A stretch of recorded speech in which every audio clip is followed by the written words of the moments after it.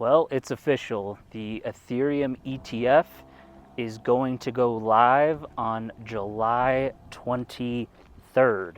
So on Tuesday, as of filming this, that's 48 hours away, we're going to have, basically I'm going to cover all of the ETF filers that are going to be live and going to be actually issued, but this is going to be a boon for Ethereum. And again, once this goes, and presumably goes well, we're going to start to see a lot more large cap coins and networks and different blockchains also file for ETFs is my prediction, starting with Solana, potentially even going to Doge, whether I agree with it or not, XRP, depending on what happens there, and so on and so forth. But what's really interesting here is, so this ETF went actually a lot quicker than the Bitcoin ETF, with a lot of red tape, a lot of votes, a lot of SEC kind of griping and making excuses.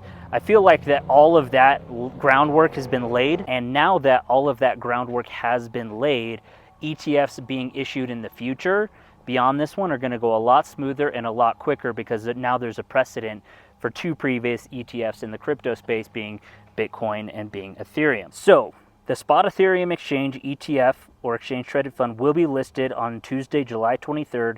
The Chicago Board Options Exchange, or CBOE, confirmed on Friday. CBOE said that the following spot Ethereum ETF will begin trading with 21 shares Core Ethereum ETF, Fidelity Ethereum Fund ETF, Franklin Ethereum Fund ETF, Invesco Galaxy Ethereum ETF, and Van Eck Ethereum ETF. The date also was expected earlier this week. Multiple sources close to the situation that they expected the SEC to issue the final approvals for trading to begin on July 23rd, as the regulator was seeking final drafts of filing from firms.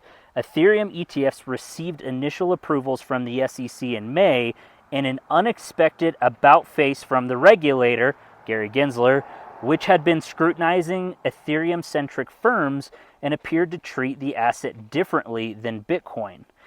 But just 4 months after the spot Bitcoin ETFs began trading in the US, the SEC followed suit with initial approvals.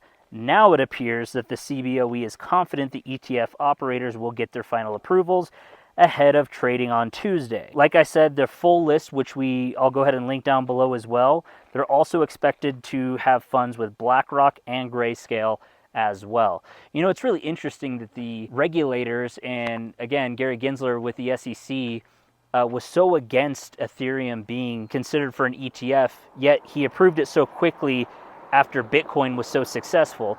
It really all comes down to money. Once BlackRock got their hands on it, pretty much everything that they're going to want to file for and get approved is just going to be pushed through now, because Gary Gensler is realizing that if he doesn't make the cronies with all the money happy, then he's going to be out of a job very soon. So all of the BS that was happening with him deciding, okay, this is not okay, really wasn't helping. So I think all in all, we're going to see I'm expecting to see a huge run up in price between now and Tuesday of what's actually going to happen with the Ethereum price.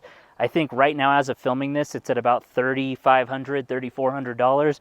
I wouldn't be surprised to see it hit over $4,000 as of the 23rd, and potentially go all the way up to the all-time high of $4,800 over the next several weeks as we see massive inflows go through. So just wanted to make this quick update video. This has been a long time coming, and like I said, my prediction for the next thing coming after this is going to be all the other ETFs, all the other large cap coins, and a lot of different options that we're going to start seeing get a lot of cash flow and a lot of money poured into. So I'm going to go ahead and wrap this up here. If you guys want to check out my latest video here on the implantable hardware wallet device, go ahead and click on the screen here, and I will see you guys in the next video. Crypto Renegade out.